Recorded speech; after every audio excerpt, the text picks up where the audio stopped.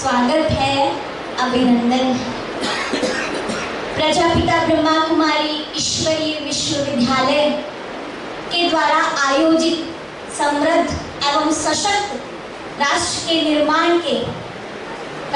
निर्माण में अहम भूमिका निभाने वाले आप सभी आदरणीय शिक्षक गणों का स्वागत है, सत्कार है और ये ईश्वरीय परिवार तहे दिल से, दिल की गहराइयों से आप सभी का अभिनंदन करता है।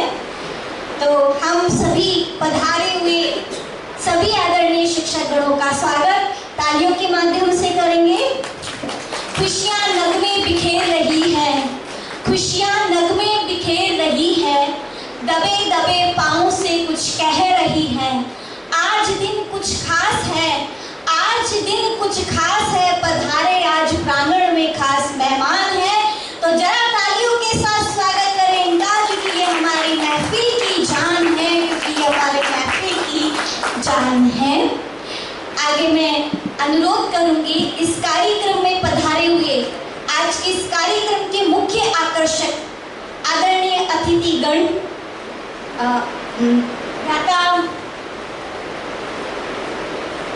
दाता डीपी जी शर्मा जी, आप इफ्का कंपनी के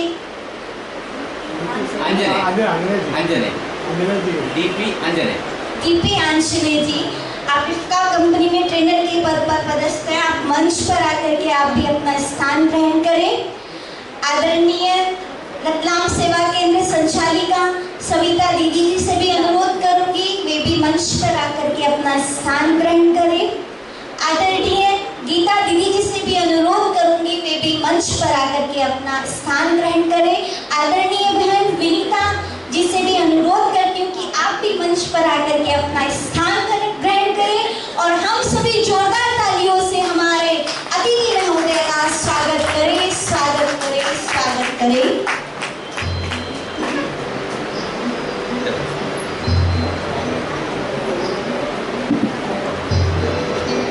आदरणीय गीता दीदी जी भी मंच पर आकर के आप अपना स्थान ग्रहण करें। कार्यक्रम की शुरुआत करने से पहले हम कुछ क्षण परम शक्ति, परम पिता परमात्मा, परम शिक्षक, परम सतगुरु का ध्यान करेंगे, उनका आह्वान करेंगे, उनकी स्मृति में खो जाएं।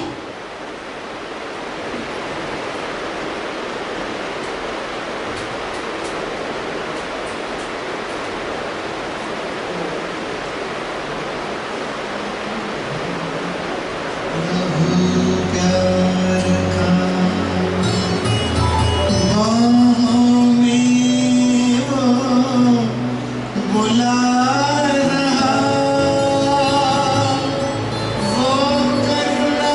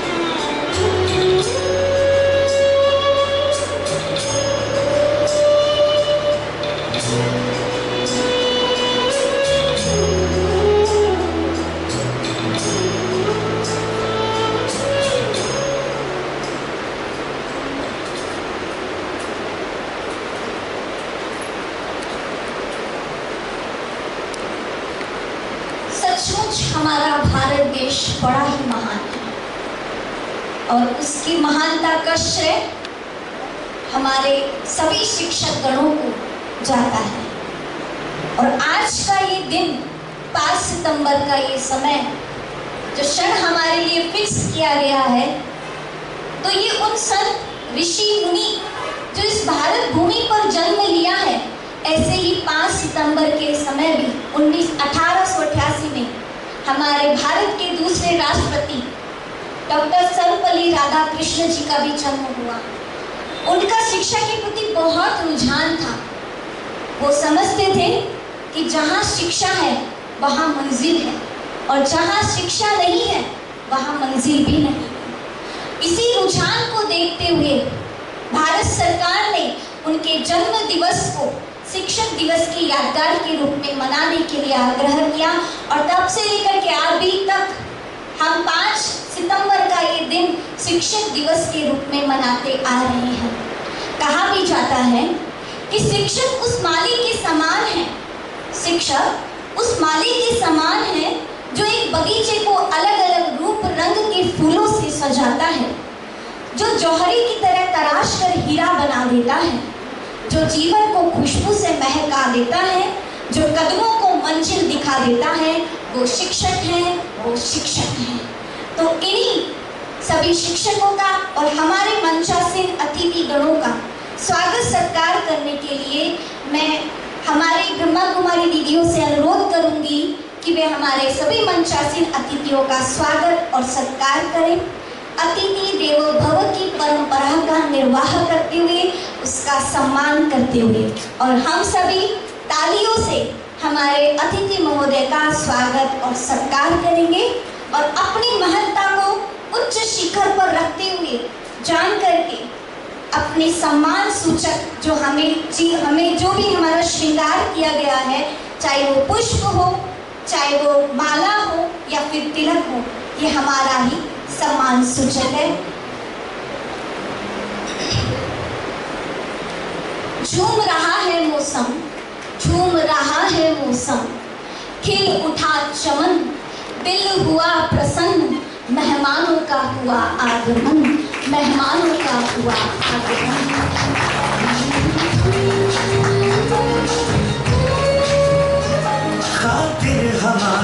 स्वागत हमारी परंपरा है, स्वागत हमारी परंपरा है, सम्मान हमारी परंपरा है, ऐसी हमारी मातृभूमि हमारी वसुंधरा है, हमारी वसुंधरा है। स्वागत है दिल से आपका, तशरीफ आप लाए, स्वागत है दिल से आपका, अनोखा अद्भुत स्वागत सम्मान में अपने मन के भावों को लिए सभी आदरणीय दीदियां अतिथि महोदय का स्वागत और सत्कार कर रही है।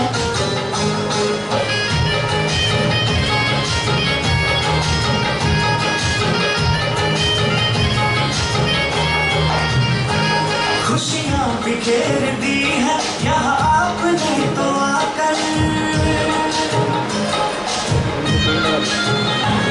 खुशियाँ बिखेर दी है यहाँ आपने तो आकर, ये वक्त सज गया है तुम्हें अपने बीच पाकर, तुम्हें अपने बीच पाकर, अपने बीच पाकर। देखो प्रभु भी आपको यहाँ देख के हर्षाए, स्वागत है दिल खिल उठा है आज पूरा चमन, भावों की माला लिए दिल से कर रहे स्वागतम, स्वागतम।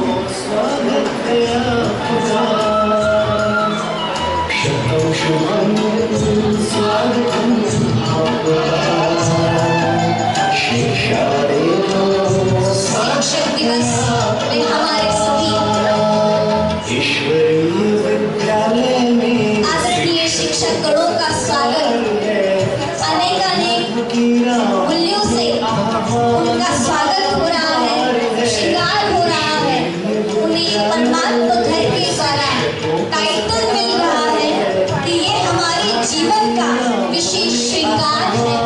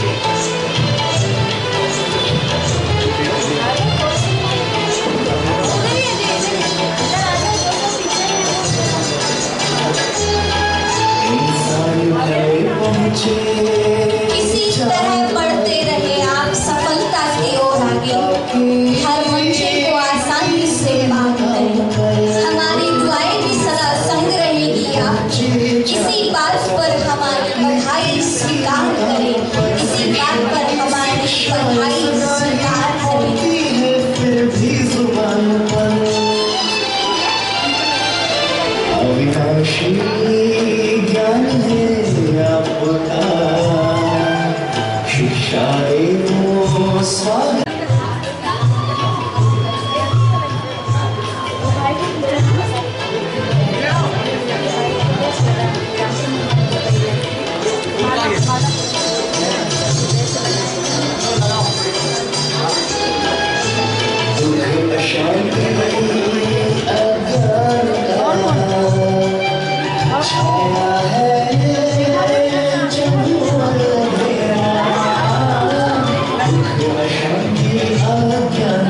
छाया है चोर मेरा, युग से हम आएंगे सर्वया, सर्वोच्च शिक्षक साथी है आपका,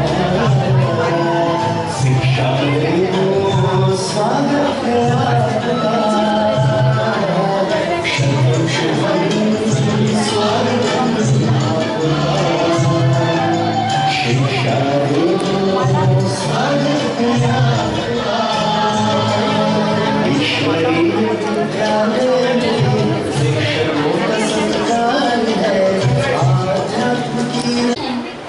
और ये टाइटल हमें याद दिलाता है कि ये हमारे जीवन का श्रृंगार है, और फूल हमें स्मृति दिलाता है कि हमें हमेशा फूल की तरह महकते रहना है, सुगंध फैलाते रहना है अपने इस आचरण के द्वारा, अपने चरित्र के द्वारा, क्योंकि ये सब ही हमारे राष्ट्र को समृद्ध और सशक्त बनाएंगे।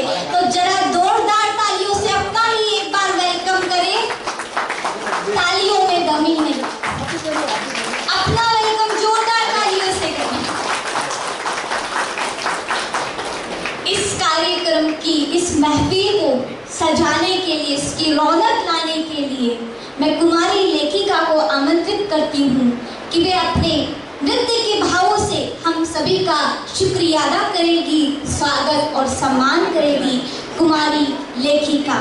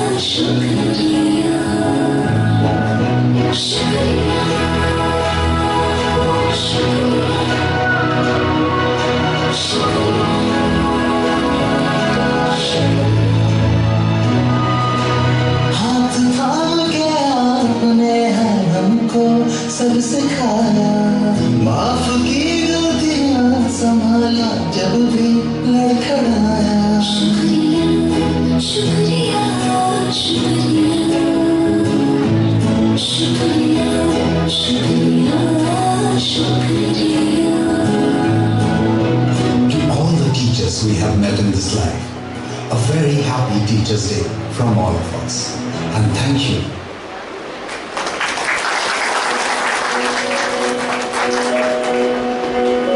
नन्हे से कदम लेकर जब आए पहली बार, नन्हे से कदम लेकर जब आए पहली बार, भाभी हमारी टीचर तो हमारा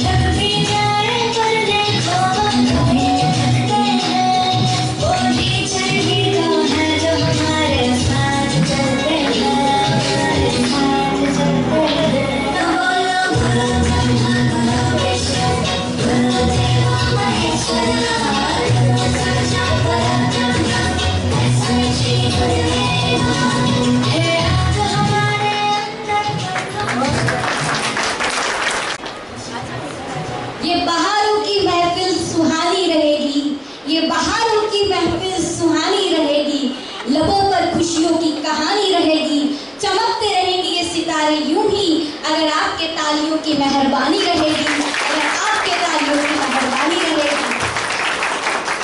बहुत बहुत धन्यवाद कुमारी लेखिका का एंड कुमारी दिया का। स्वागत की कड़ी को जारी रखते हुए हमारे बीच में पधारे हुए आदरणीय अतिथि महोदय एवं आदरणीय शिक्षक गण महोदय का स्वागत सम्मान करने के लिए अपने शब्दों से मैं आदरणीय ब्रह्मा कुमारी सविता दीदी जी से अनुरोध करूंगी कि वे अपने शब्दों से हमारे पधारे सभी अतिथिगण का स्वागत और सम्मान करें। मैं कुछ संक्षिप्त में आपका परिचय देना चाहूंगी। आप रतलाम सेवा केंद्र की संचालिका हैं। पिछले 30 वर्षों से इस सेवा केंद्र पर समर्पित रूप से आप अपनी सेवाएं दे रही हैं। आपका एक ही उद्देश्य है, जन जन तक, मन मन तक परमात्मा संदेश पहुंचाना। आपके लिए मैं इतना ही कहूंगी, आप खूबियों की कहान है, आप खूबियों की खान है, आप जीने की एक प्रेरणा है, आप हम सब की शान है, आप आध्यात्मिक टीचर है, आप परमात्मा पर कुर्बान है, आप परमात्मा पर कुर्बान है आप। ऐसी हमारी आदरणीय दीदी जी का हम स्वागत, सबसे पहले हम करतल ध्वनि से तालियों से दीदी जी का स्वागत करेंगे। आदरणीय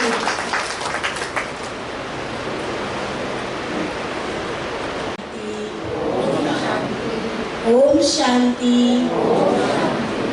ओम शांति।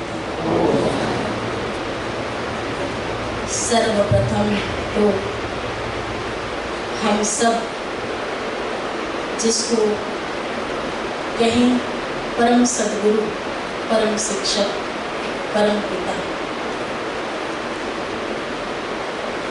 जिनकी याद और जिनकी उपस्थिति से हम सब के अंदर एक एनर्जी आ जाती है, एक ऊर्जा हम सबको मिल जाती है।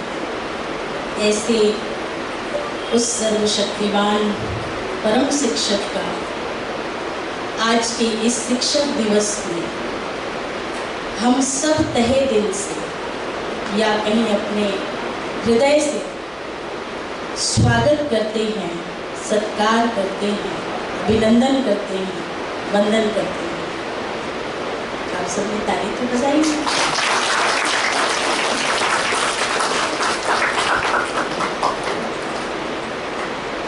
आप सभी इस सुंदर दिव्य दर्शन भवन के एक अनुभूति सभागृह में पहुँचे हैं और आप ये महसूस भी कर रहे हैं और आगे भी करेंगे कि वो परम शिक्षक जिनसे हमारी मन की तार जुड़ जाती है, जिनकी उपस्थिति मात्र से ही जैसा कि अभी हमने बताया कि हम सब के अंदर एक ऊर्जा का संचार हो जाता है, तो आप सबको भी ये महसूस होगा।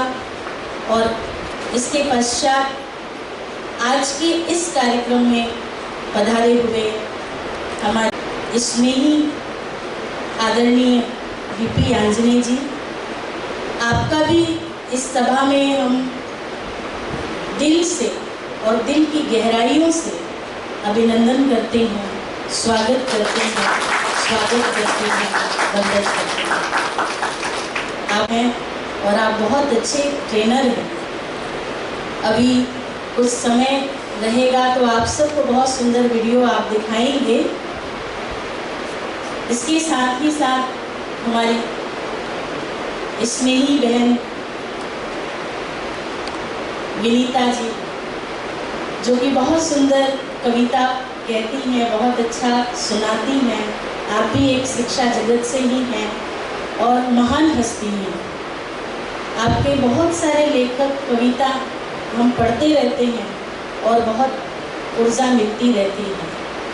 आपका भी हम इस कार्यक्रम में दिल की गहराइयों से स्वागत करते हैं, अभिनंदन करते हैं, वंदन करते हैं। और साथ साथ हमारी स्नेही गीता बहन का भी स्वागत है, अभिनंदन है, वंदन है। इस सुंदर आयोजन को स्वागत है, अभिनंदन है, वंदन है। और आप सबको बहुत सुंदर शिक्षा दिवस की शिक्षा देने के लिए हमारे बीच में हमारी स्नेही आरती बहन है, उसका भी हम स्वागत करते हैं, अभिनंदन करते हैं, वंदन करते हैं।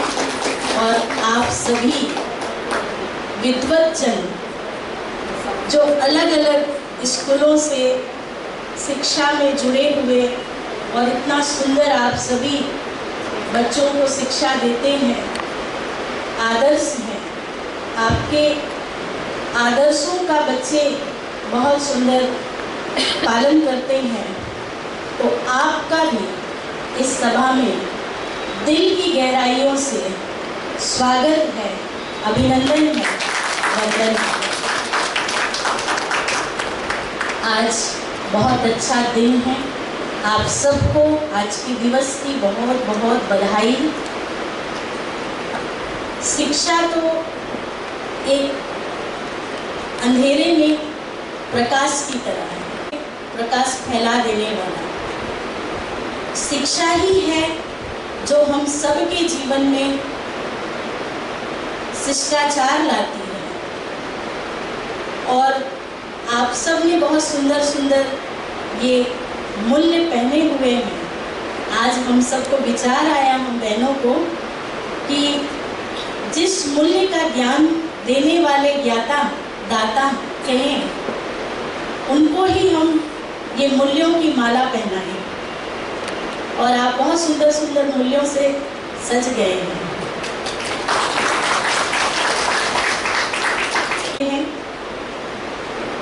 लेकिन आज की जो शिक्षा पद्धति है, पहले की शिक्षा में और आज की शिक्षा में बहुत अंतर है। ये तो आप सब महसूस कर रहे हैं और समझ भी रहे हैं इस चीज़ को। पहले जैसे आज छोटे छोटे बच्चे होते हैं, घर में माता पिता का कहना नहीं मानते, तो वो टीचर के पास लेकर आते हैं और टीचर जो शिक्षा देते हैं उस शिक्षा को बहुत सरलता से वो स्वीकार करते हैं, मानते हैं, अपने जीवन में उतारने की कोशिश करते हैं।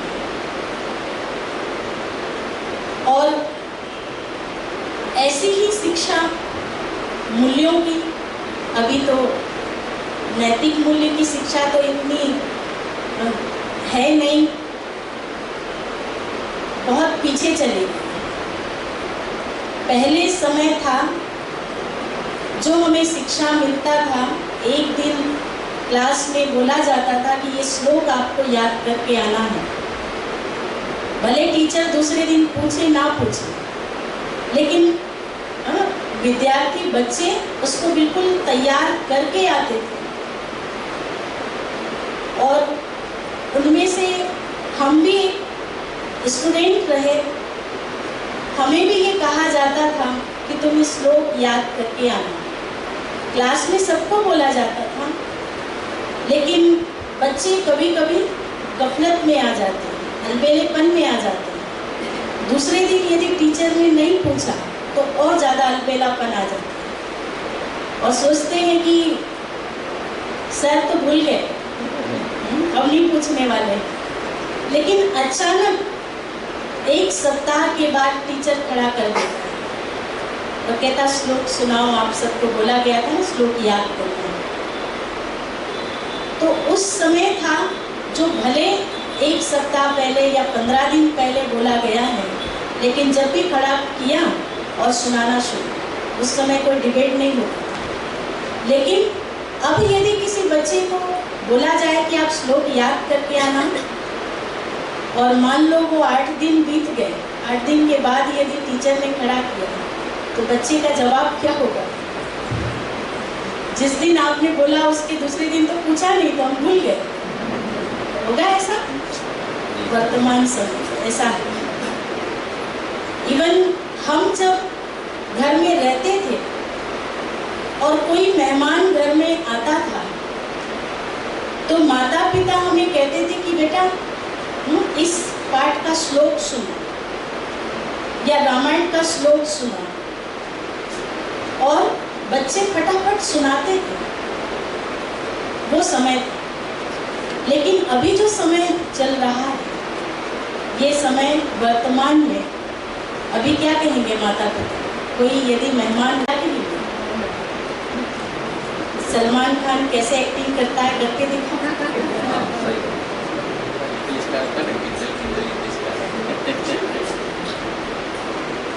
तो कहने का भाव है, अभी वो शिक्षा कहाँ चली। अब नैतिक मूल्यों की शिक्षा पुनः हमें जागृत करना होगा। यदि अपने राष्ट्र को, अपने समाज को हमें गुणवान बनाना है, मूल्यवान बनाना है, महान बनाना है, तो फिर से वो नैतिक मूल्य पहले हम स्वयं में लाएं। क्योंकि जो कर्म मैं करूँगा मुझे देख करके जल्दी फॉलो करेंगे बच्चे, टीचर को देखकर फॉलो करते हैं। अभी का समय जो चल रहा है, अभी तो टीचर ही सिगरेट पीने लग जाते हैं, तो बच्चों का क्या हाल है?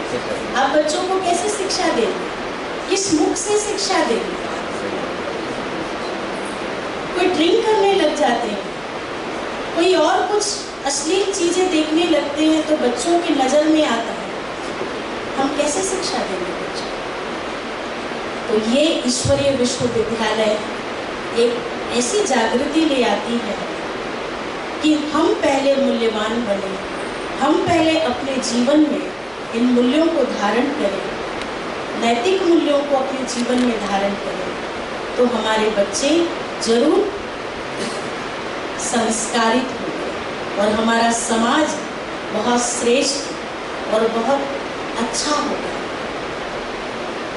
तो यही आज की इस कार्यक्रम को रखने का उद्देश्य हमारा है कि आप एक छोटा सा प्रोग्राम रखा है जो कि आप सबको बहुत अच्छे से अनुभव भी होगा, आप सबको बहुत अच्छी शिक्षाएं भी मिलेंगी और स्कूल में भी आप इस शिक्षा को लागू करें, ताकि पहले तो स्वयं में लागू करें, उसके बाद बच्चों को आप देना शुरू करेंगे तो बच्चे अपने आप आपको सम्मान भी देंगे और घर परिवार में भी बच्चों का एक अच्छा मान भी होगा, अपने परिवार वालों का नाम रोशन भी वो करेंगे, आपके स्कूल का भी नाम रोशन करेंगे और जो टीचर होगा पढ़ाने वाला उनका भी नाम रोशन होगा।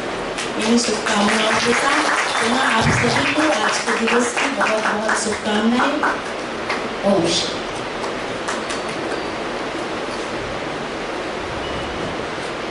बहुत बहुत धन्यवाद आदरणीय दीदी जी का भी, और दीदी जी का भी बहुत बहुत तहे दिल से स्वागत है कि आपने इतना अच्छा कार्यक्रम हम सभी के लिए आयोजित किया है। इसलिए हम चूँकि ये प्रोग्राम इस संस्था के द्वारा हुआ है तो संस्था का कुछ संक्षिप्त में परिचय देना चाहूँगी। प्रजापिता ब्रह्मा कुमारी ईश्वरीय विश्वविद्यालय एक आध्यात्मिक व शैक्षणिक संस्था है। इसका अंतर्राष्ट्रीय मुख्यालय माउंट आबू राजस्थान में है। ब्रह्मा कुमारी संस्था विश्व के 140 से भी अधिक देशों में निरंतर मानव मात्र के कल्याणार्थ सेवारत है। इस विद्यालय का एकमात्र लक्ष्य है मानव मात्र का नैतिक व चारित्रिक उत्थान करना। संस्था की स्थापना सन 1937 में हुई। सन 1981 में संस्था को संयुक्त राष्ट्र संघ की ओर से गैर सरकारी संगठन व एनजीओ से मान्यता प्राप्त हुई। संयुक्त राष्ट्र संघ ने मानवता की सेवा के लिए संस्था को कई शांतिदूत पुरस्कार से सम्मानित किया। वर्तमान समय संस्था की मुख्य प्रशासिका परम आदरणीय राजयोगिनी दादी रतन मोहिनी जी हैं, जो वर्तमान समय माउंट आबू में है। संस्था ज्ञान देने के साथ साथ समाज में अनेक वर्गों की सेवा करने के लिए संस्था में कई प्रभाग बनाए 21 प्रभाग बनाए गए हैं, जिसमें चिकित्सा प्रभाग, युवा प्रभाग, महिला प्रभाग, शिक्षा प्रभाग, एग्रीकल्चर प्रभाग इत्यादि। और संस्था का एक ही नारा है, ब्रह्मा कुमारी का एक ही नारा है, स्व परिवर्तन से विश्व परिवर्तन। हम बदलेंगे तो जग बदलेगा, हम बदलेंगे तो जग बदलेगा। संस्था के लिए और इस ईश्वरीय विद्यालय के लिए मैं इतना ही कहना चाहूंगी, रंग अनेक है, रंग बहुत है, इंद्रधनुष एक है, फूल अनेक है, बाग एक है, तारे बहुत है, आकाश एक है। शैक्षणिक संस्थाएं अनेक है, लेकिन ईश्वरीय विश्वविद्यालय एक है, ईश्वरीय विश्वविद्यालय एक है। कार्यक्रम को आगे की ओर बढ़ाते हुए हम सबसे पहले कार्यक्रम की शुरुआत दीप प्रज्वलन करके करेंगे। तो हमारे अतिथि महोदय से निवेदन है कि वे आगे आए और दीप प्रज्वलित करें।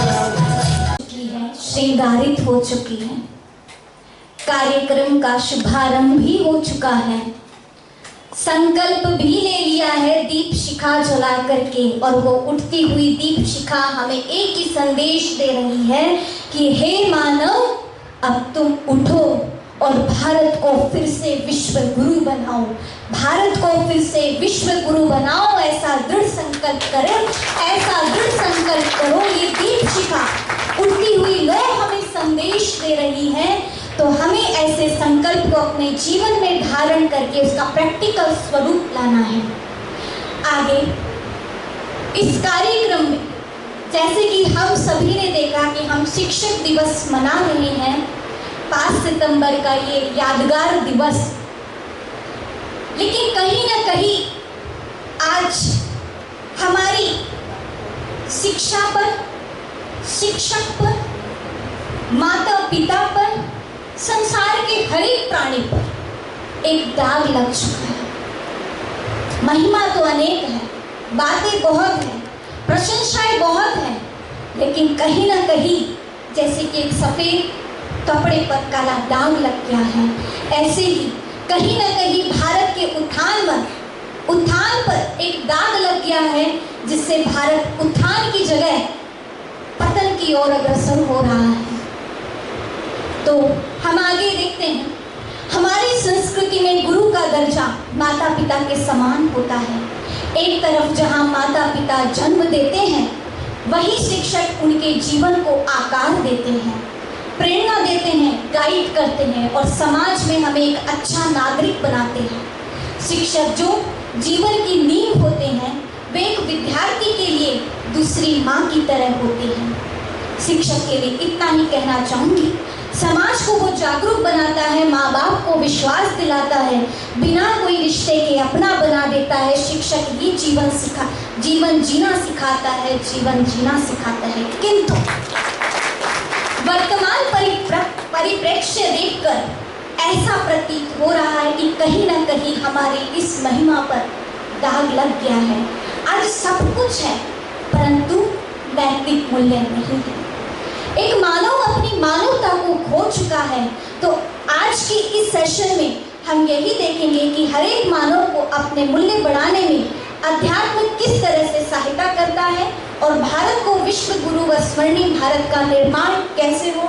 आज की सभा में हम देखेंगे तो मैं आदरणीय आरती दीदी जी से अनुरोध करती हूँ कि हमें बताएं कि अध्यात्म हमें कैसे सहायता करेगा नैतिक मूल्य को आगे बढ़ाने में। आपका मैं कुछ संक्षिप्त में परिचय देना चाहूँगी। आप एक राजयोगी शिक्षिका है। पिछले 13 वर्ष से आप ईश्वरीय सेवा में समर्पित होकर अपनी सेवाएं दे रही हैं। आप एक वक्ता भी हैं। बाल्यकाल से ही आपका रुझान आध्यात्मिकता की ओर था। आप अपने अनुभव से राजयोग द्वारा मानव जीवन में तनाव, चिंता जैसी समस्याओं को दूर करने में आपको विशेष अनुभव है। संस्था द्वारा सामाजिक कुरीतियां एवं नशा मुक्ति के लिए संचालित किए जाने वाले विभिन्न अभियानों में आप सक्रिय रही हैं। आपके जीवन का उद्देश्य है जन जन मन मन तक हर चेहरे पे मुस्कान हो, हर चेहरे पे मुस्कान हो। आदरणीय आरती दीदी जी, जोरदार तालियों से आरती दीदी का स्वागत है।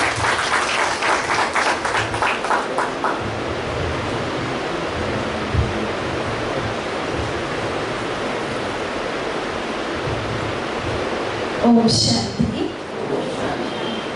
आज का दिन बहुत ही कहे शुभ दिन और ऐसा दिन है जिस दिन ज्ञान देने वाले उन सभी शिक्षकों का हम हमारे बीच उपस्थित सम्मानीय अतिथि और साथ ही आप सभी शिक्षकगण, भाई बहनें और अन्य समस्त बहनें आज इस ईश्वरीय विश्वविद्यालय में पधारे हैं। और आज इस शिक्षक दिवस के अवसर पर बहुत ही सुंदर विषय कि समृद्ध और सशक्त राष्ट्र का निर्माण कर सकते हैं तो सिर्फ एक शिक्षक हैं। यह ईश्वरीय विश्वविद्यालय जो संचालित है, क्योंकि ये विश्वविद्यालय उस परम शिक्षक परम पिता शिव परमात्मा द्वारा संचालित है, जो हम सभी के गुरुओं के भी गुरु कहें, परम सद्गुरु और परम शिक्षक है। आज इस शिक्षक दिवस के अवसर पर सभी गुरुओं के मान सम्मान और बहुत ही महिमा करते हैं हम सभी, और जानते भी हैं कि गुरु ही हम सबको गौरव देने वाले हैं, क्योंकि गुरु बिना ज्ञान नहीं। एक टीचर ही होता है जो दूसरी माँ के बराबर होते हैं, इसलिए हम सभी मास्टर कहते हैं। और मास्टर का अर्थ ही होता है माँ के स्तर जैसा, क्योंकि मास्टर ही वो शिक्षक ही हैं जो हमें माता पिता जैसे वो सारी शिक्षाएं, क्योंकि माता पिता तो हमें चलना सिखाते हैं, पालना करते हैं, लेकिन जीवन में आगे बढ़ना, समस्याओं और मुश्किलों से लड़ना वो एक शिक्षक सिखाते हैं। इसीलिए शिक्षक हमारे माता पिता के समान ही हैं और वो हमें जीवन के हर पल हर क्षण आगे बढ़ाते हैं। हम देखते हैं कि आज जीवन के किसी भी हम क्षेत्र में चले जाएं, अगर हमें शिक्षा प्राप्त ना हो तो किसी भी कार्य में हम बहुत अच्छे से कार्य नहीं कर पाते हैं। इसलिए आज का दिन जो मनाया जाता है, हम सभी जानते हैं कि जो महान शिक्षाविद, जो भूतपूर्व राष्ट्रपति थे हमारे सर्वपल्ली डॉक्टर राधाकृष्णन जी, उनके जन्म दिवस, क्योंकि उन्होंने कहा कि सिर्फ मेरे नाम से मेरा जन्म दिवस ना हो, ये सभी शिक्षकों के सम्मान के लिए मेरा जन्मदिन शिक्षक दिवस के रूप में मनाया जाए। तो उन्होंने यही कहा था कि देश का निर्माण सिर्फ संसद से नहीं हो सकता, लेकिन एक क्लासरूम से ही विश्व का या भविष्य का निर्माण हो सकता है। क्योंकि संसद के सदस्य हो या और सभी सदस्य एक नए कानून का निर्माण तो करते हैं, लेकिन जो भविष्य के नव निर्माण का कार्य है या व्यक्ति के व्यक्तित्व का निर्माण करना, वो सिर्फ एक अध्यापक ही कर सकता है। आज हम सभी देखते हैं कि बड़े बड़े अच्छे उद्योगपति हैं, वो अच्छे अच्छे प्रोडक्ट बनाते हैं, अच्छी चीज़ों की क्वालिटी बनाते हैं। जो देश के पुलिस कर्मी हैं या आर्मी वाले हैं, वो शांति स्थापन करते हैं। लेकिन भारतीय संस्कृति हम फिर से कैसे लाएं कैसे अपने जीवन में उस व्यक्तित्व का, नैतिक मूल्यों का निर्माण करें, वो केवल एक शिक्षक ही हमको सिखा सकते हैं। इसीलिए कहते हैं कि आज इंजीनियर, डॉक्टर बनना बहुत आसान है। हम इंजीनियर, डॉक्टर या कलेक्टर बन के भी बहुत पैसा कमा सकते हैं, लेकिन एक टीचर, एक शिक्षक होना बहुत ही बड़ी बात है। क्योंकि आप सभी देखिए, हम सभी ये कहते हैं आचार्य देवो भव, हमेशा कहते हैं आचार्य देवो भव। कभी किसी ने कलेक्टर देवो भव या मंत्री देवो भव क्यों? क्योंकि कलेक्टर कलेक्ट करना सिखाते हैं, मंत्री मंत्रणा करना सिखाते हैं, लेकिन एक आचार्य हम सभी को सच्चे आचरण की शिक्षा देते हैं। इसीलिए गाया जाता आचार्य देवो भव। और सिर्फ आचार्य ही नहीं कहा, उनको आज हमने देव तुल्य माना। इसीलिए गुरु ब्रह्मा, गुरु विष्णु, गुरु देवो महेश्वरा, परम साक्षात वो गुरुओं के भी गुरु। आप सभी उनके क्या हैं? आप समान, उन्होंने आप सभी को अपने समान देव तुल्य बनाया। तो ऐसे शिक्षकों को हम इस ईश्वरीय विश्वविद्यालय की तरफ से सत सत नमन करते हैं। क्योंकि केवल आज का दिन आपके सम्मान का दिन नहीं है, बल्कि हर दिन शिक्षकों का सर्वश्रेष्ठ सम्मान का दिन है। इसीलिए कुछ पंक्तियाँ शिक्षकों के लिए जरूर कहना चाहेंगे कि शिक्षक है शिक्षा का सागर, शिक्षक है शिक्षा का सागर, शिक्षा बांटे ज्ञान बराबर, शिक्षक मंदिर जैसी को बहुत बहुत बहुत शुभकामनाएं। आज शिक्षक, अध्यापक, आचार्य या गुरु, हम सभी जानते हैं ये शिक्षा प्रणाली के ऐसे प्रणेता हैं जो एक छोटे बच्चे के जीवन में ऐसे उनको गुण, ज्ञान और शिक्षा देते हैं कि वो अपने भविष्य में बहुत अच्छे अच्छे कार्य कर सकें। आज आप किसी भी क्षेत्र में चले जाएं, हर एक या कहें दुनिया में कोई भी व्यक्ति ऐसा नहीं होगा जो ये इच्छा रखे कि मैंने जिसको सिखाया वो मेरे से आगे बढ़े, है ना। जैसे आज डॉक्टर हैं, वो ये कभी नहीं चाहेंगे मरीज कम हो, वो ये चाहेंगे जितने ज़्यादा मरीज हो उतनी उनकी आमदनी अच्छी होगी, है ना। और किसी भी क्षेत्र में चले जाएं, हर एक व्यक्ति यही चाहेगा कि जिसको हमने कुछ सिखाया वो हमेशा या उनको आगे बढ़ते देख के कभी उनको खुशी नहीं होती है। लेकिन शिक्षक एक ऐसे होते हैं कि जब आप अपने पढ़ाए हुए स्टूडेंट को देखते हैं कि वो देश के कोई बड़े नागरिक या किसी बड़े क्षेत्र में है, तो सबसे ज़्यादा खुशी शिक्षक को ही होती है। लेकिन आज हम देखते जा रहे हैं कि उसी देश विदेश में आज शिक्षित प्रशिक्षित तो बहुत हो रहे हैं, लेकिन कमी कहाँ हो रही है? नैतिक मूल्यों की। और आज हमें शिक्षा प्रणाली को बदलने की आवश्यकता नहीं है, लेकिन उसके बदले कुछ नैतिक मूल्यों को लाने की आवश्यकता है ना। आज हम सभी जानते हैं कि शिक्षा का स्तर तो बढ़ते जा रहा है, बहुत ऊंचा होते जा रहा है, लेकिन किस तरह की शिक्षा आज बच्चों को चाहिए?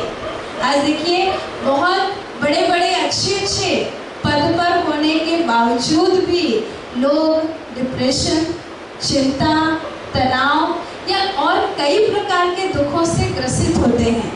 पैसा बहुत है, पद बहुत है, लेकिन जीवन में वो नैतिक मूल्य, मोरल वैल्यूज, वो सभी ना होने के कारण आज हमारा नैतिक रूप से पतन होते जा रहा है।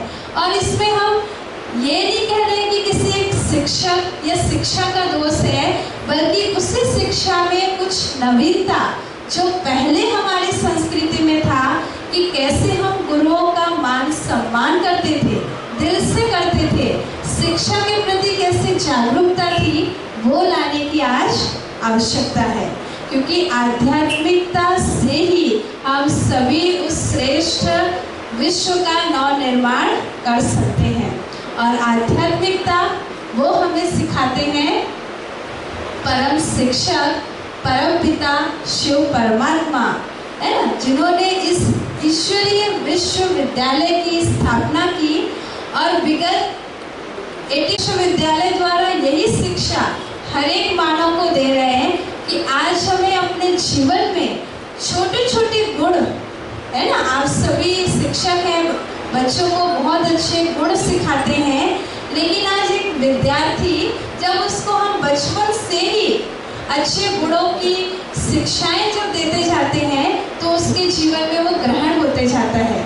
अगर बड़े होने के बाद आज आप किसी को सिखाएं, क्योंकि देखिए आज संसार बहुत भाग रहा है और इस भागती दौड़ती जिंदगी में बच्चों का जीवन भी, क्योंकि संसार में चकाचौंध कहें या सुख साधनों की ये दुनिया में बच्चे उस तरफ जब फंस जाते हैं तो आप सभी को पता है अच्छी डिग्रियां लेके बैठे हैं, लेकिन फिर भी कई तरह के व्यसनों के शिकार हो जाते हैं।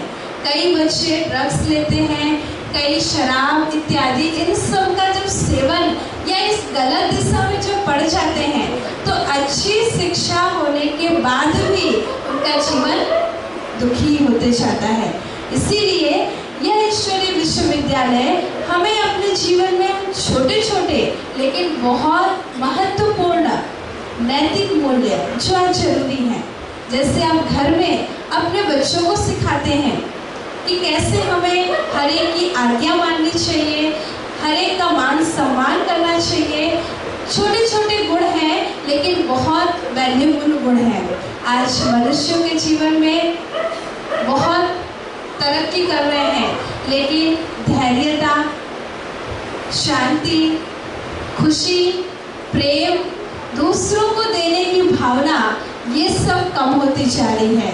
और यही क्या है, यही हमारे ओरिजिनल गुण हैं, लेकिन इसी को भूलकर हम आज क्या कर रहे हैं, एक दूसरे के साथ कंपटीशन कर रहे हैं कि हम उससे आगे बढ़ें, हम उससे आगे बढ़ें। और ये कंपटीशन एक दूसरे से करते करते हम कहाँ रुक जाते हैं या किस दिशा में गलत तरह से चले जाते हैं, ये हमें पता नहीं चलता है। तो इसीलिए शिक्षा और शिक्षक है बहुत अच्छे, बस आप सभी को भी अपने जीवन में एक एक उन गुणों को जो परमात्मा ने हम सभी को दिया, क्योंकि उस परमात्मा के हम सभी बच्चे हैं और वो हमारे जीवन में यही चाहते कि हम पहले उन गुणों को ग्रहण करें, धारण करें और फिर अपने क्षेत्र में, आप स्कूल में, कॉलेज में, जहाँ भी जाएं, आप भविष्य के जो नव निर्माता हैं उन बच्चों को उनके अंदर भी यही गुणों की धारणा कराएं।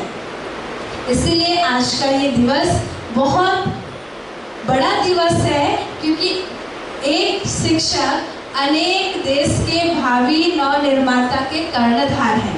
क्योंकि माता पिता तो सिर्फ घर में बच्चों की पालना करते हैं, लेकिन जो जीवन आप आगे बढ़ना सिखाते हैं वो आप सभी शिक्षक सिखाते हैं। तो आप ये नहीं समझिए कि स्कूल में 10 या 50 बच्चे हैं, लेकिन उस 10 और 50 बच्चे के जो सबकी दो आंखें हैं वो आपके हर एक कर्म को, हर एक एक्टिविटी को देख रही है, और वही आपसे आप जैसा कर्म करेंगे वो बच्चे आपको ही सीखकर वैसे ही कर्म करना। आज ये सुंदर विषय को लेकर ही ये कार्यक्रम का आयोजन किया है।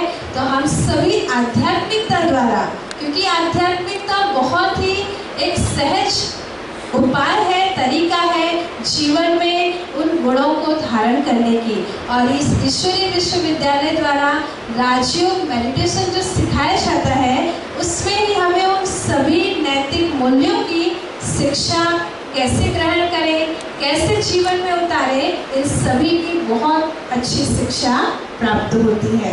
तो पुनः आप सभी शिक्षकों को बहुत बहुत बहुत शुभकामनाएं, धन्यवाद। और अंत में यही कहना चाहूँगी कि जीवन जीने की कला सिखाते शिक्षक, जीवन जीने की कला सिखाते शिक्षक, ज्ञान की कीमत अहमियत बताते शिक्षक। सिर्फ किताब होने से कुछ नहीं होता, लेकिन यदि आप मेहनत ना करते तो और ना पढ़ाते तो आज देश आगे बढ़ता नहीं। तो ऐसे शिक्षकों को पुनः सत्संग नमन। ओम शांति।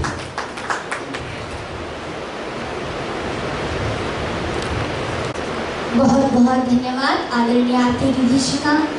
आपने बताया कि हम सबको अपने जीवन में एक एक गुणों को धारण करके उसका दान करते जाना है, क्योंकि जितना ज्ञान बांटेंगे तो ज्ञान बांटने से कम होता है कि बढ़ता है?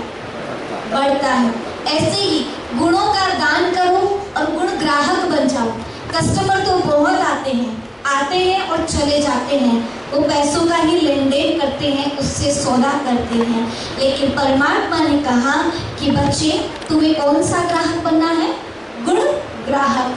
गुण ग्राहक बनो, क्योंकि संसार में ऐसा एक भी व्यक्ति नहीं है जिसके अंदर एक भी गुण ना हो। रावण ही क्यों ना था, लेकिन उसमें भी एक ना एक गुण तो जरूर था। तो हमें क्या करना है? सर्वप्रथम हमें उनसे भी गुण ग्रहण करना है और उन्हें अपने गुणों का दान करना है। बहुत बहुत धन्यवाद आदरणीय आरती दीदी जी का। अब जिस प्रकार दीदी जी ने बताया कि आध्यात्मिकता की अलग जगानी है, और जब आध्यात्मिकता की अलग जग जाएगी तो वो सारी चीज हमारे जीवन में प्रैक्टिकल में आ जाएंगे, साक्षात हो जाएगी। तो हम सभी भी अभी आध्यात्मिकता की अलग जगाने के लिए मैं ब्रह्मा कुमारी आदरणीय ब्रह्मा कुमारी गीता दीदी जी से अनुरोध करती हूँ कि वे हमें किस प्रकार हम आध्यात्मिकता की अलग राजयोग के द्वारा जगाएं, किस प्रकार मेडिटेशन से हम अपने आप को भरपूर करें और अपने जीवन को गुणों से श्रृंगार करें। आदरणीय गीता दीदी जी, आपका मैं कुछ संक्षिप्त में परिचय देना चाहूँगी। आप एक राजयोगी ब्रह्मा कुमारी, आप एक राजयोगी शिक्षिका हैं। पिछले 25 वर्षों से आप एक ईश्वरीय सेवाओं में समर्पित रूप से अपना कार्य कर रही हैं और आप बहुमुखी प्रतिभा की धनी हैं। रचनात्मकता आपके जीवन का विशेष अंग है। आपके हर कार्य में रचनात्मकता दिखती है, नवीनता दिखती है हमें। और जैसा आपका नाम है वैसा आपका काम है। आपका नाम गीता है, तो आप गीता को पूरी तरह अपने जीवन में धारण करके औरों को गीता ज्ञान देती हैं। ऐसी हमारी आदरणीय गीता दीदी जी।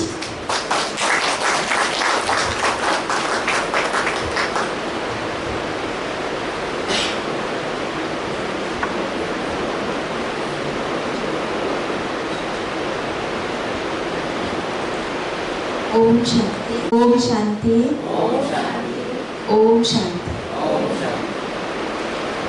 बहुत ही सुंदर दिवस आज हम सभी यहाँ मना रहे और महसूस कर रहे हैं। ये इतना सर्वोच्च दिवस शिक्षा।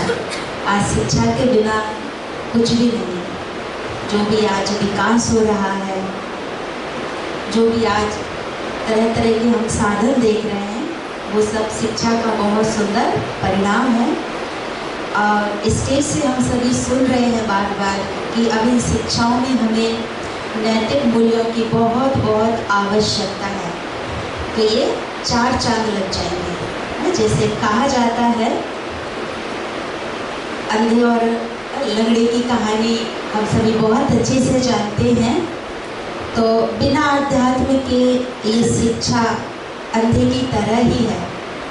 सब कुछ होते हुए भी हम उसका पूरा सुख नहीं ले पाते। यदि हो जाए तो हम इसी संसार को स्वर्ग महसूस करेंगे और इन्हीं मानव के बीच में रहते देवी देवताओं का अनुभव करेंगे। तो चले हम कुछ क्षण के लिए आवाज़ की दुनिया से परे सभी अपनी कमर सीधी करके बैठेंगे, अलर्ट होकर के बैठेंगे और एक बहुत सुंदर अंतर जगत की यात्रा पर हम चलेंगे। जैसा जैसा मैं बोलूँगी आप शब्द दोहराएंगे नहीं, लेकिन उन शब्दों का अनुभव करेंगे और वो महसूसता अपने अंतर मन में करेंगे। तो सारा ध्यान अपनी दोनों भ्रुकुटी के बीच केंद्रित कर लीजिए। और दोनों भ्रकुटियों के बीच मैं एक चैतन्यमणि शांत स्वरूप आत्मा हूँ।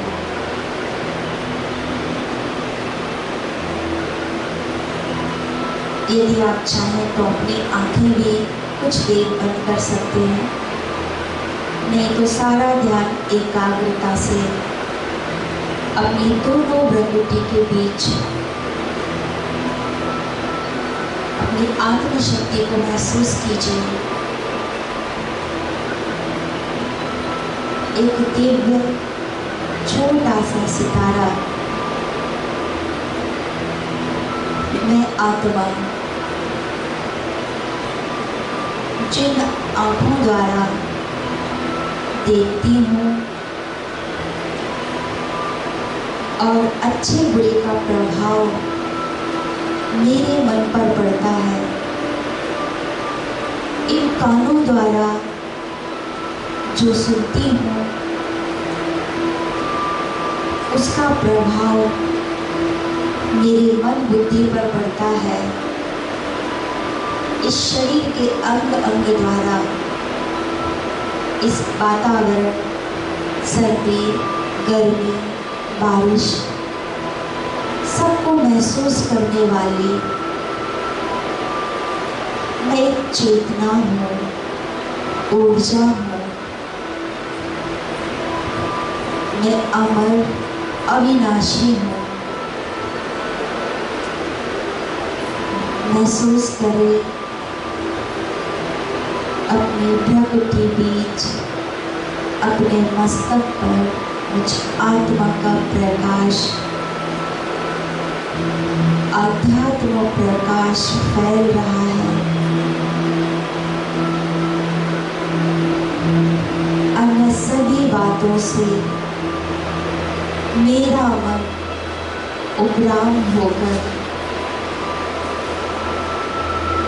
अंतर की ओर आकर्षित हो रहा है। महसूस करेंगे आत्मा के मूल्यों को। मैं आत्मा और मेरा स्वधर्म शांति है। मैं शांत स्वरूप आत्मा। देखें अपने चारों तरफ शांति का वायुमंडल बनना शुरू हो गया। शांति के प्रकंपन मेरे चारों ओर फैल रहे हैं। मेरा एक एक अंग शांत हो रहा है।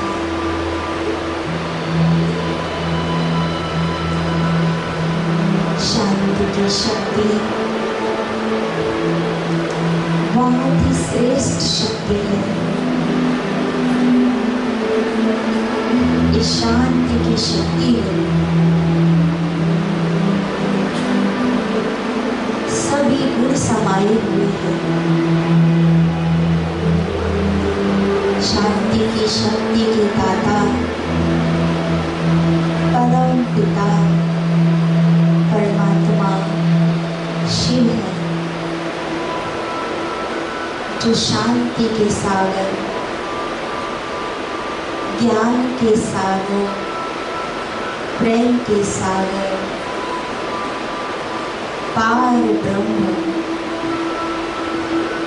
परमेश्वर, उस ब्रह्म लोक के निवासी जिसको शांति धाम कहते हैं, सुख धाम कहते हैं, उस शांति की दुनिया से अनंत ऊर्जा इस भूमंडल पर प्रवाहित करते हैं। जो मनुष्य अपनी आत्म ऊर्जा में स्थित होते हैं वो उस ऊर्जा को अपने अंदर ग्रहण करते हैं। मैं आत्मा शांति की ऊर्जा को ग्रहण कर रही हूँ और मेरा मन शांत हो रहा है।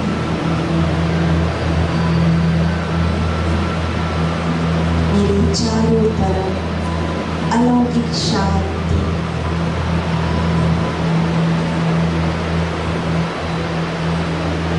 महसूस करें।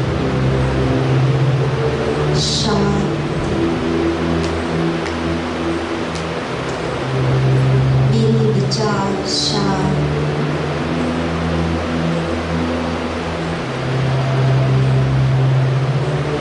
मेरा सारा ध्यान मेरे मन पर, मन चुप हो गया और परमात्मा शक्तियों को महसूस कर रहा है। परम शांति को महसूस कर रहा है।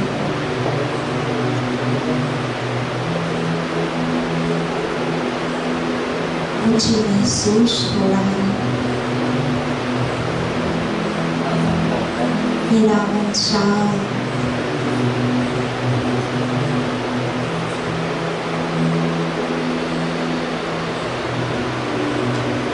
सारा ध्यान दोनों प्रकृति के बीच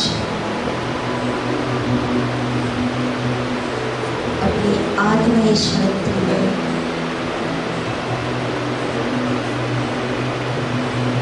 स्थित होकर धीरे से अपने दोनों हाथ सामने लाएं और एक दूसरे से स्पर्श करते हुए इस परमात्मा ऊर्जा को अपने चेहरे पर स्पर्श कीजिए। ओम शांति, ओम शांति, ओम शांति किया। और मैं भी आज संकल्प लेकर ही बैठी थी कि कुछ भी हो जाए आज शाम को इस कार्यक्रम में जाऊंगी ही। और कुछ ऐसा हुआ कि अपने आप समय बनता गया और मैं दौड़कर इस कार्यक्रम में सम्मिलित हुई और मुझे बहुत आनंद की अनुभूति हो रही है। मन में एक संकल्प उठा कि आओ शिक्षा और संस्कृति के बने नए शिल्पकार, नए भारत की नई कृति के बने समृद्ध रचनाकार, कुछ बढ़कर, कुछ गढ़कर, कुछ बढ़कर, संकल्प से सिद्धि के बने नए मूर्तिकार, संकल्प से सिद्धि के बने नए मूर्तिकार। संकल्प अभी दीदियों ने बहुत सुंदर सुंदर बातें कही और ज़्यादा कुछ नहीं, लेकिन ये भारत विश्व गुरु बनने की तैयारी में है। और चूंकि मैं शिक्षा जगत से वर्षों से जुड़ी हूँ और आपको बताना चाहती हूँ कि भारत में नई शिक्षा नीति 2020 आई है। जितने यहाँ पर शिक्षक विराजमान हैं वो इस बात को जानते होंगे। और ये नई शिक्षा नीति पूरे भारत को बदलने के लिए आई है। यदि आप थोड़ा सा इस शिक्षा नीति का अध्ययन करेंगे तो ये शिक्षा नीति पूरे हिंदुस्तान को नहीं बल्कि पूरे विश्व को बदल कर रख देगी। और वह दिन दूर नहीं जब ये भारत विश्व गुरु कहलाएगा। इस नीति में बहुत लंबी चर्चा नहीं करूंगी, लेकिन इस नीति में जो सिद्धांत रखे गए हैं, जो नियम रखे गए हैं, वो पूरी आज की नई पीढ़ी को देखते हुए रखे गए हैं। पहला छोटा सा मैं उदाहरण दूंगी आपको कि पहला नियम है 6 साल तक के विद्यार्थी को पेन पेंसिल नहीं दी जाए। हम लोगों की आदत थी 3 साल का बच्चा हुआ, माए अपना पीछा छुड़ाने के लिए किसी स्कूल, बच्चों के लिए स्कूल में डाल देना शब्द भी बहुत बड़ा अपराध है। वो बच्चा वहां जाएगा, शिक्षक उसको पेन पेंसिल थमा देगा और वह अभी उसकी हाथों की उंगलियों की मांसपेशियां तैयार नहीं हुई है लिखने के लिए, और माता पिता शिक्षक इतना इतना गृह कार्य उनको थोप देंगे कि उसको प्रारंभ से ही लिखने से नफरत, पढ़ाई से नफरत पैदा हो जाती थी। नई शिक्षा नीति में इसे पूरी तरह से बदला गया है। 6 साल तक के विद्यार्थी को लिखने पर जोर नहीं देना है, बल्कि उस प्राइमरी शिक्षा को, उस प्राथमिक शिक्षा को बहुत मनोरंजक बनाना है, बहुत आनंददायी बनाना है। दूसरा, एक समय ऐसा आया कि हम सब कहानियां सुनना और सुनाना भूल गए, और उससे अभी जो दीदी जी बात कर रहे थे कि हमारे जीवन में नैतिक मूल्यों का पतन होने लगा। अभी मैं अगर आपको एक कहानी सुनाऊं कि एक लकड़हारा था, 2 लकड़हारे थे, एक दोनों लकड़ी काटते थे, दोनों समय पर आते थे, समय पर जाते थे, लेकिन मालिक शाम को एक लकड़हारे को ज़्यादा पैसे देता था और दूसरे को थोड़े कम देता था। रहा नहीं गया, उसने पूछा कि मित्र, हम दोनों साथ में आते हैं, एक साथ लकड़ी काटते हैं, फिर तुम्हें ज़्यादा पैसे? बोले ये बात तो मालिक से पूछो। मालिक से पूछा गया कि सेठ, आप मुझे कम पैसा देते हैं, हम दोनों साथ में आते हैं। सेठ ने कहा कि जो पहला वाला लकड़हारा है, वो 2 घंटे के बाद अपनी कुल्हाड़ी को शार्प करता है और फटाफट लकड़ियां तुमसे ज़्यादा काट लेता है। नई शिक्षा नीति ठीक इसी प्रकार की है कि हम सब शिक्षकों को, यहाँ पर बहुत सारे शिक्षक भी बैठे हुए हैं और हर माँ भी एक शिक्षक है, तो हम सभी शिक्षकों को अपनी अपनी कुल्हाड़ियाँ शार्प करनी है। नई शिक्षा के लिए ये जो नई चेतना के बच्चे आ रहे हैं, इनके लिए हमें अपने आप को बदलना होगा। हमें इनके लिए, क्योंकि ये बहुत जागृत चेतना वाले बच्चे हैं, ये प्रश्न करते हैं ऐसा क्यों हुआ, और उस क्यों का कारण हमारे पास होना चाहिए। हर बच्चा को बहुत अच्छे अनुभव होंगे जिन घरों में बच्चे हैं, और जो शिक्षक हैं उनको हम चुप नहीं बैठा सकते, ना ही हम उनको आज सजा दे सकते हैं, ना ही उनकी पिटाई कर सकते हैं, ज़्यादा विरोध उत्पन्न हो जाएगा। बल्कि हमें जो जागृत बच्चे आ रहे हैं उनकी जिज्ञासा को शांत करना आना चाहिए, और इसके लिए शिक्षक को अपने आप को, अपनी कुल्हाड़ी को शार्प करना जरूरी है। और इसी शार्पनेस के लिए आई है नई शिक्षा नीति। मैं बात कर रही थी कहानियों की। कहानियाँ हर वर्ग का विद्यार्थी सुनना पसंद करता है, और इस नीति में कहा गया है कि प्रत्येक शनिवार को आपको 3 से 6 साल तक के बच्चों को पशु पक्षियों की कहानियाँ, और 6 से 12 वर्ष तक के बच्चों का मानसिक विकास होता है, और इस समय उनको हर शनिवार को जीवन मूल्यों से ओतप्रोत, ईमानदारी की, सच्चाई की, आत्मनियंत्रण, आत्मसंयम, देशभक्ति, ये कहानियाँ यदि सुनाई जाए तो निश्चित रूप से वह विद्यार्थी अपने जीवन में उत्तरोत्तर उन्नति करेगा। नीति में कहा गया कि 8 वर्ष तक मातृभाषा में शिक्षा दी जाए। ये बहुत बहुत आवश्यक चीज़ थी। हमारे बच्चे अंग्रेजी के दबाव में क्या दशा हो गई थी उनकी नीति में, ये पूरी चीज बदल गई है। 8 वर्ष तक विद्यार्थी केवल और केवल अपनी मातृभाषा में पढ़ेगा और 8 से 12 वर्ष तक जब उसका मानसिक विकास हो जाएगा तो वह देश की ही नहीं बल्कि विदेश की भी किसी भाषा को आसानी से सीख सकता है। मैं बहुत लंबी चर्चा, नई शिक्षा नीति 300-350 पेज की किताब है, लेकिन छोटे छोटे उदाहरण दे रही हूँ कि इस नई शिक्षा नीति में बच्चों के लिए कंप्यूटर शिक्षा, डिजिटल शिक्षा, शिक्षकों का प्रशिक्षण, उमंग हेल्पलाइन, कैरियर गाइडेंस, इतनी सुंदर सुंदर चीज़ें हैं। पर आवश्यकता है हम शिक्षकों की संजीदगी, हम कितने संजीदा होकर इस नई शिक्षा नीति को अप्लाई करते हैं, पहले अपने जीवन में और फिर विद्यार्थियों के जीवन में। ये शिक्षा नीति 13 देशों, जिसमें भारत भी सम्मिलित है, के महान शिक्षाविदों ने बैठकर इस पर बहुत लंबा विचार विमर्श किया है और उसके बाद ये शिक्षा नीति बनाई गई है।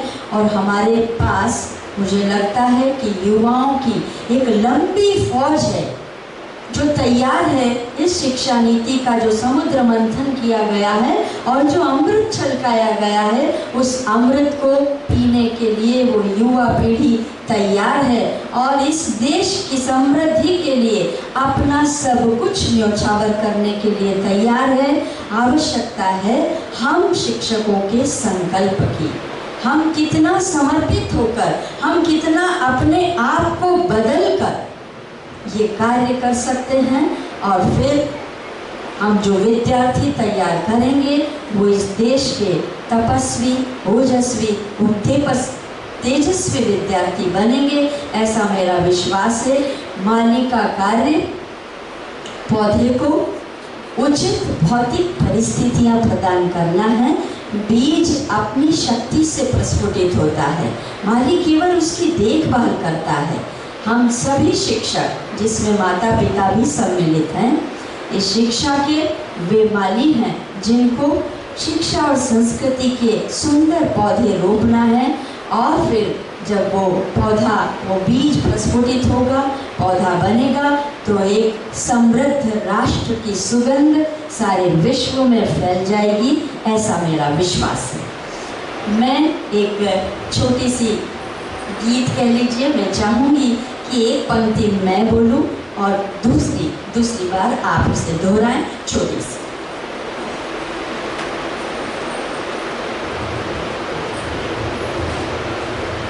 हम शिक्षक हैं, हम शिक्षा की तस्वीर बदल देंगे। शिक्षक हैं, हम शिक्षा की तस्वीर बदल देंगे। भारत के नन्हे मुन्नों की तकदीर बदल देंगे।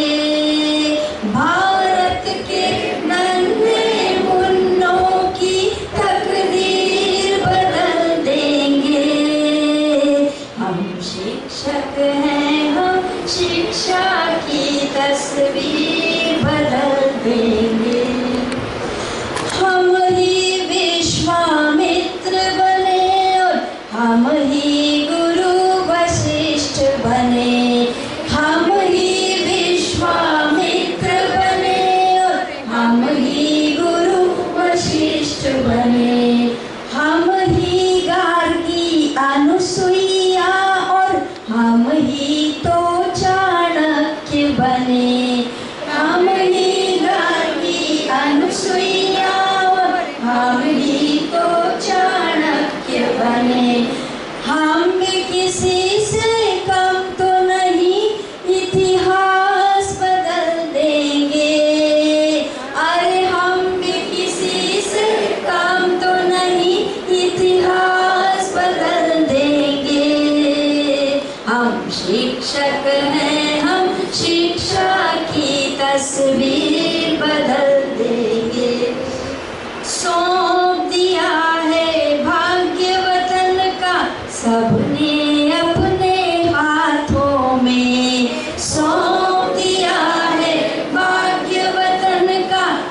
सबने अपने हाथों में श्रद्धा और विश्वास दिया है। सबने अपने हाथों में श्रद्धा और विश्वास दिया है। सबने अपने हाथों में इस विश्वास की लाज बचा संसार बदल देंगे। इस विश्वास की लाज बचा संसार बदल देंगे। हम शिक्षक हैं, हम शिक्षा की तस्वीर बदल देंगे। हम शिक्षक हैं, हम शिक्षा की तस्वीर बदल देंगे। हमसे ही है लोकतंत्र और हमसे सच्चा ज्ञान है।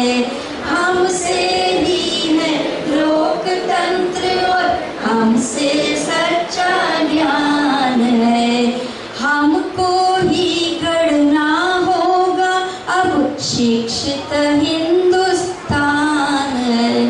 हमको ही गढ़ना होगा अब शिक्षित हिंदुस्तान है। हर मीठा कर देंगे सागर का नीर बदल देंगे। मीठा कर देंगे सागर का नीर बदल देंगे। हम शिक्षक हैं, हम शिक्षा की तस्वीर बदल देंगे। हम शिक्षक हैं, हम शिक्षा की तस्वीर बदल देंगे। बहुत बहुत धन्यवाद।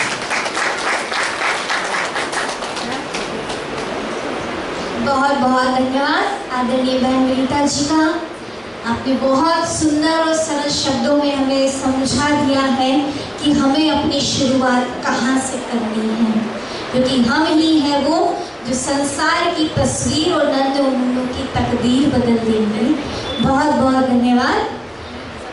आगे कार्यक्रम को बढ़ाते हुए हमारे वंशासीन अतिथि आदरणीय दीपी आंजनी जी, आपसे भी मैं अनुरोध करती हूँ कि आप भी मंच पर आकर माना आप भी आपसे अनुरोध है कि आज के इस कार्यक्रम की अपनी HR के पद पर पदस्थ हैं।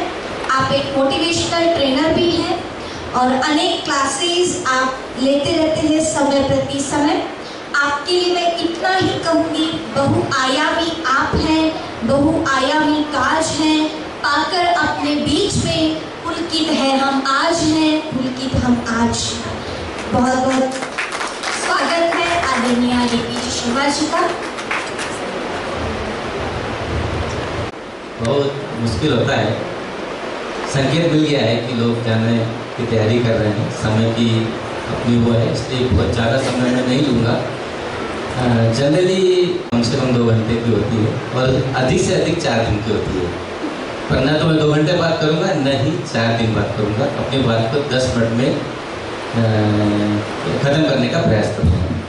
इधर जो मंच पर है वो आध्यात्मिक संस्था है, सामने जो है वो शैक्षणिक संस्था है। दुविधा ये है कि हम शिक्षा में अध्यात्म को कैसे डालें। जब हम डालने का प्रयास करते हैं तो भारत देश के अलावा बाकी सभी दूर शिक्षा में अध्यात्म को डाला जा रहा है, बहुत इजीली डाला जा रहा है। आप गुरु के पास जाएंगे तो बताएंगे कि गीता पर, वेदांत पर दुनिया में कितना अध्ययन हो रहा है साइंटिफिकल तरीके से। पर वही चीज़ हम जब भारत में लाते हैं तो हमें, और विशेष रूप से आप जो कि सरकारी संस्था में काम करते हैं या प्राइवेट संस्था में काम करते हैं, तो डिफिकल्टीज आती है। उस कार्यक्रम को कैसे बना सकते हैं उसकी थोड़ी सी बात मैं यहाँ पर करूँगा और अपनी बात को खत्म करूँगा। मैं खुद भी एक प्राइवेट संस्था में काम कर रहा हूँ, टेक्निकल ट्रेनर हूँ, लेकिन जितनी भी टेक्निकल मेरी ट्रेनिंग होती है उसमें अध्यात्म को लेता ही हूँ और पिछले 28 सालों से दे रहा हूँ। एक अग्रणी कंपनी में मैं टिप्का में काम किया, 15 जून को मैंने वहाँ से रिटायरमेंट लिया है। ये डिफिकल्टी सभी को, आपको भी आती है, तो हम इसको थोड़ा सा समझेंगे प्रैक्टिकल तरीके से कैसे हम कर सकते हैं। हमें अपना जो शिक्षा देने का तरीका है उसको, जैसा दीदी ने कहा ऑलरेडी कि सरकार ने इसके लिए प्रयत्न भी चालू कर दिया है, उसको आप किस तरीके से प्रैक्टिकल ले जा सकते हैं ताकि कोई भी उसमें विवाद न खड़ा हो, उसको मैं थोड़ा सा गाइड करने का प्रयास करूंगा। क्योंकि आप बोलेंगे शिक्षा अगर संस्था मुझे बुलाएगी तो मैं 4-5 घंटे का सेशन देकर भी उसको कर सकता हूँ। हमारा जो पूरा अध्यात्म है वो पूर्ण रूप से साइंस है, प्रैक्टिकल है और लॉजिकल है। उसको सही तरीके से हमने उठाया नहीं है, ये हमारी तकलीफ है। मैं आध्यात्मिक संस्था की पहले बात कर लूँ तो हम ब्रह्मकुमारी में हैं, उनका टाइटल है I am a peaceful pure soul. अब इसको अगर हम बोलने जाए कहाँ पर, शिक्षा में, तो बोलेंगे आप अध्यात्म लेकर आ जाते हो, विवाद खड़ा हो जाता है। पर मैं सिंपल तरीके से समझाता हूँ इसी बात को। अगर आप बोलेंगे, जैसे हम लोग बोलते हैं ना, अब स्कूल में बोलेंगे चलो बच्चों सब बोलो सच्चिदानंद भगवान की जय, तो सब लोग बोलेंगे ऐसा क्यों बोलते हो? पर हमको ये बताया नहीं गया है सच्चिदानंद घन क्या मतलब है? क्या भगवान का नाम है ये? आपको भगवान का नाम है, लेकिन इसके मीनिंग हमको मालूम नहीं है। आप सब हिंदी के को जानते होंगे। अगर सच्चिदानंद घन को अगर हम संधि विच्छेद करें तो 4 शब्द आते हैं, सत्य, चित, आनंद और घन। सत्य मतलब सतत, चित समझते हैं आप, आनंद समझते हैं, और घन यानी एक जैसा, बराबर।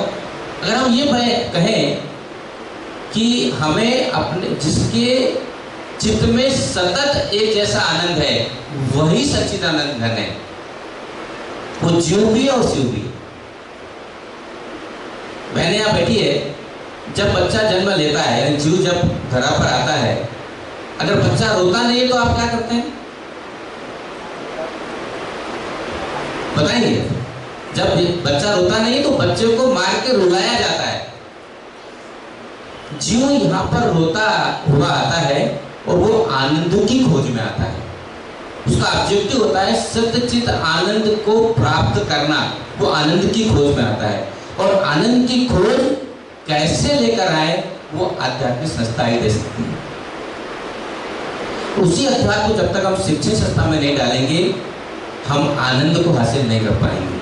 आप जो शिक्षा दे रहे हैं वो लॉर्ड मेकाले की दे रहे हैं, जिससे हम अच्छे इंजीनियर बनते हैं, अच्छे डॉक्टर बनते हैं, अच्छे कलेक्टर बनते हैं, मंत्री बनते हैं। बहन ने कहा भी था, है ना, लेकिन अच्छे मानव नहीं बनते। हमारी जो संस्था है इसको हम बोलते हैं, जो गुरुकुल संस्था थी वो अच्छे मानव बनाती थी। अगर और जीवन में आनंद को लेकर आते।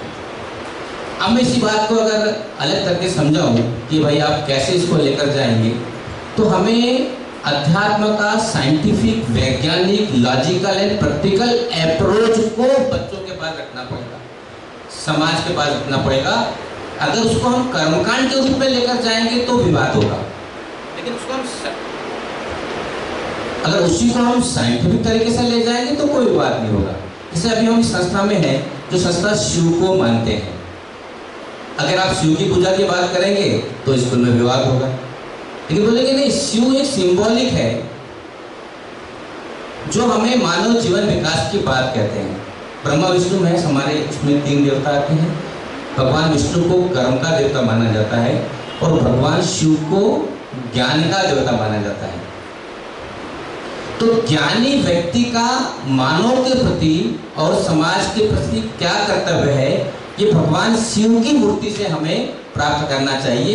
ये ज्ञान अगर हम बच्चों को देंगे तो कोई ऑब्जेक्शन नहीं लेगा। जैसे फॉर एग्जाम्पल आपका उत्तर है, आप ज्ञान के देवता हैं, आप ज्ञान को लेकर समाज में लेकर जा रहे हैं, समाज को ज्ञान देना आपकी जिम्मेदारी है। तो आपको ज्ञान किस रूप में देना है वो भगवान शिव की जो प्रतिमा है वो हमें बताती है। सबसे पहले भगवान शिव के सर पर क्या है? जटा है। वो जटा में से क्या निकलती है? हाँ जी, गंगा निकलती है। अगर कोई बहन जटा को अच्छी टाइट करके बांध लेना तो उसके अंदर सुई चुबाना भी बहुत डिफिकल्ट होता है। उसमें से गंगा निकालना सरल काम है क्या? जटिल काम है। तो ज्ञान के देवता की जिम्मेदारी है कि मानव जीवन और समाज की जटिलताओं से मानव और समाज को बाहर निकाले, वो ज्ञान के देवता को करना है, उसकी जिम्मेदारी है। यहाँ एक चंद्र, दूज का चंद्र अपूर्ण है और पूर्णिमा का चंद्र पूर्ण है। शिव भगवान हमको ज्ञान के देवता की जिम्मेदारी है, शिव भगवान को कहते हैं कि उसको मानव को पूर्णता की ओर लेकर जाए, समाज की ओर पूर्णता को, समाज को पूर्णता की ओर लेकर जाए। ये जिम्मेदारी है ज्ञान के देवता की, जो आप शिक्षक यहाँ पर हैं, मैं भी शिक्षक हूँ। अगला आता है, कुछ समय कम है, सबको जाना भी है, 15-20 अलग अलग हुआ है, मैं 4-5 से आपको जस्ट इंटरेस्ट जगा रहा हूँ, कभी आप बुलाएंगे तो मैं बात करूंगा डिटेल में इसके बारे में। अगला आता है, भगवान जो शिव हैं उनके हाथ में त्रिशूल है,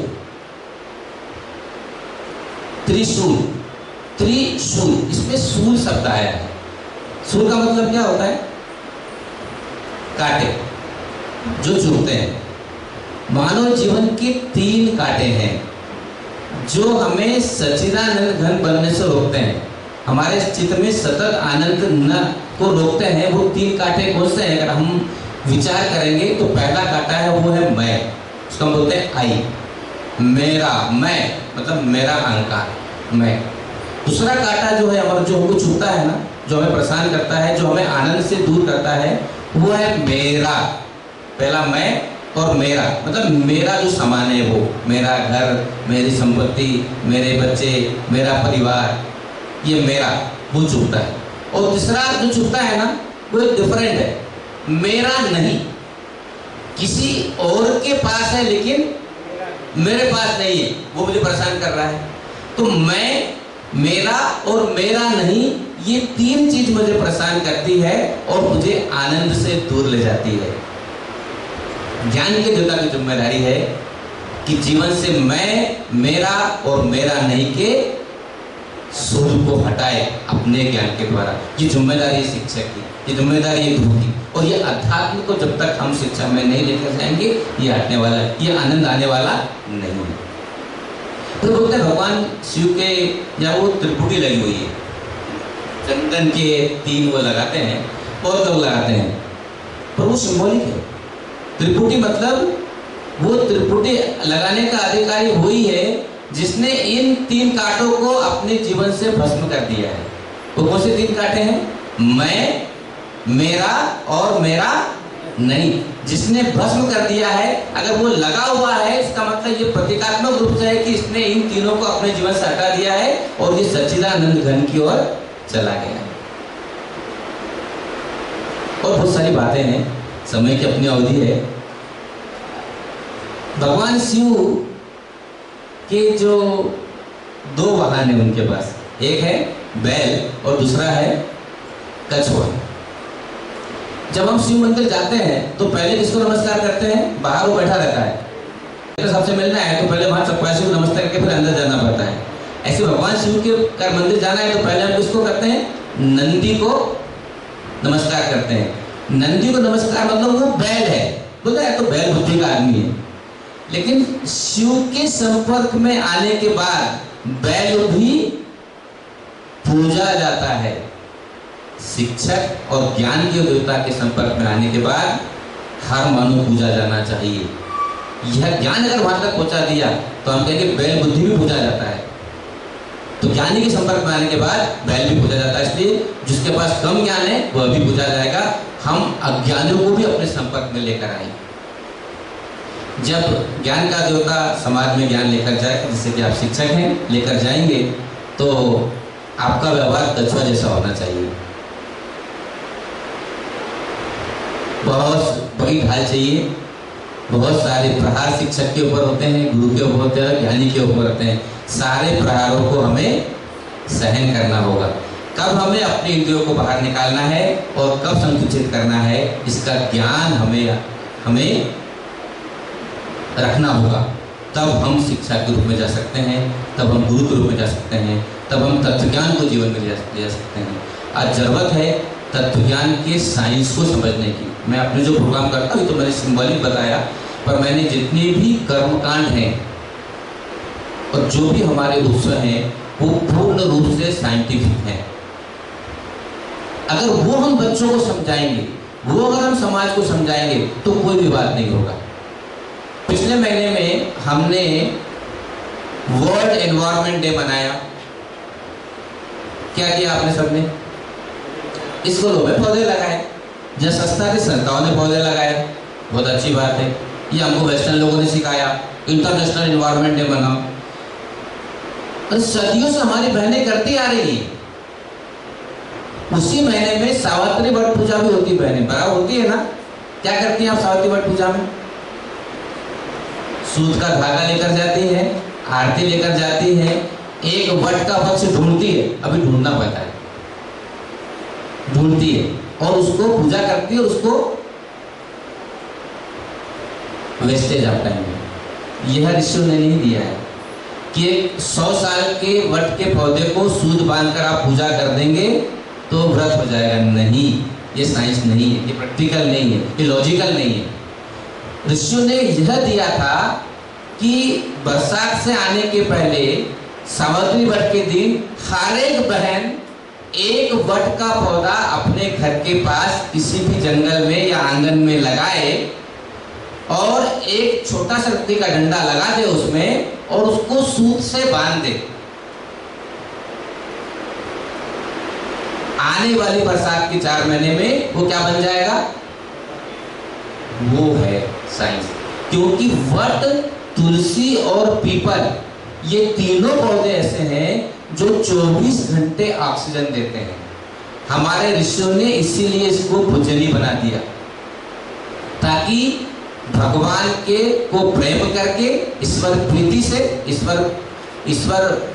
से उसको प्यार से सजोएं और मानव को सदियों तक ऑक्सीजन मिलती रहे।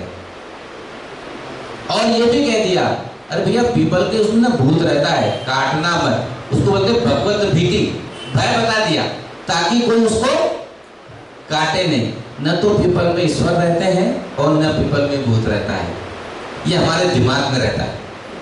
उसको निकालने के लिए ऋषियों ने कहा कि वट को लगाओ, पीपल को लगाओ, तुलसी को लगाओ और इसको सजो। हमें पुनः शिक्षा पद्धति को अध्यात्म से जोड़ना होगा।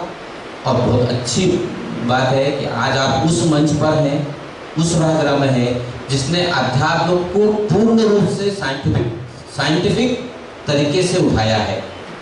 आज ब्रह्म कुमारी में जो भी है उसके पीछे साइंस है, पूर्ण साइंस है। जितना कुछ भी मैंने ब्रह्म कुमारी के बारे में जाना है, आज जरूरत है हम इस साइंस को शिक्षा में लेकर जाएं।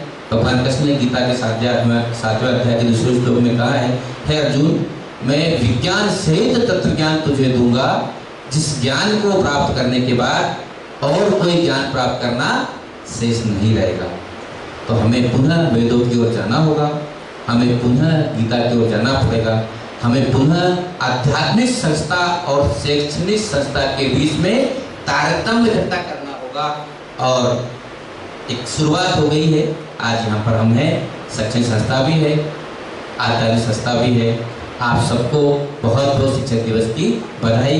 10 प्रकार के गुरु शिक्षक बताए गए हैं वेदों के अंदर, मैं लिख कर लाया था लेकिन समय की अभी नहीं है, समय भी नहीं है, इसलिए नहीं बता पाऊंगा, कभी मौका मिलेगा जरूर बताएंगे। बहुत बहुत धन्यवाद, बहुत बहुत साधुवाद।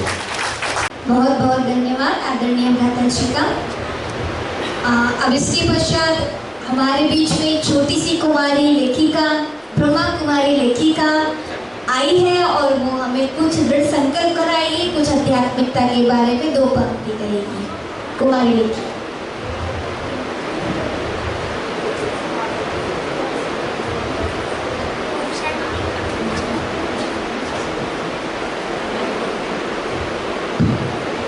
ओम शांति।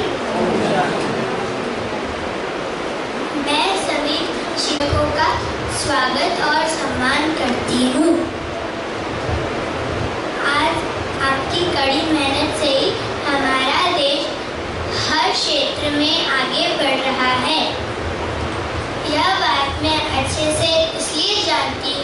क्योंकि मेरी मम्मी एक शिक्षक है, लेकिन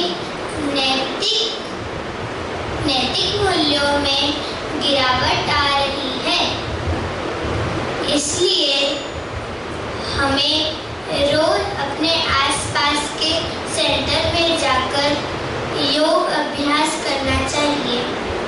मैं अपने मम्मी पापा के साथ आश्रम में जाकर योग अभ्यास करती हूँ। Thank you. काफ़ी प्रेरणा मिली।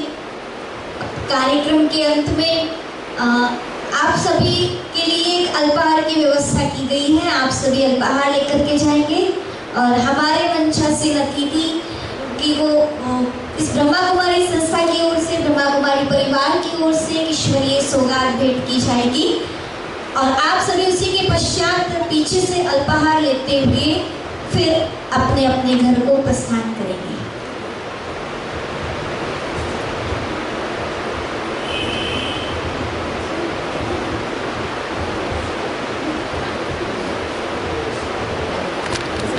प्रभु योजना के अंतर्गत हम सब यहाँ पे आए।